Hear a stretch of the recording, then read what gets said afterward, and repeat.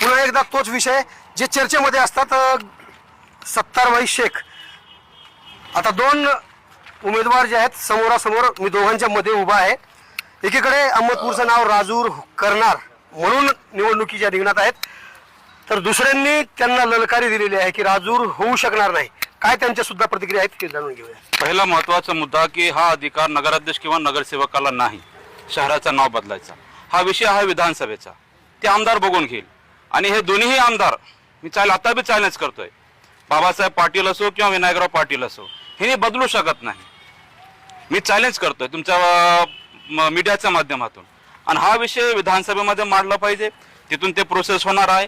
आणि मला एक महत्त्वाचं सांगायचं आहे की तुम्ही नाव बदलून काहीच शहराचा विकास करणार नाही, किंवा नाव बदलण्यानं शहराचा विकास होत नाही. विकास केल्यानं शहराचा विकास होते. हे नाव बदलण्याच्या पाठीमागे तुम्ही लागू नका.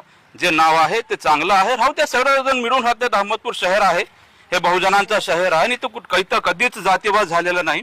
कोणीही कुठलाही उमेदवार जातीवाद करून अहमदपूरचं नाव बदलतो म्हणून ह्या मुद्द्यावर तुम्ही निवडणुका समोर जाऊ नका. तुम्ही विकासाच्या नावानं लोकांपुढे जावा आणि विकासाची गोष्ट तुम्ही बोला. हे मुद्दा जे आहे ते आमदारावर तुम्ही सोडून द्या. ते आमदार आणि ते राज्य सरकार बघून घेईल. आपल्या शहरात जे काही गोष्टी आहेत त्या मुद्द्यावर तुम्ही इलेक्शन लढवावं, तुम्ही त्याच मुद्दे पब्लिक समोर मांडावे.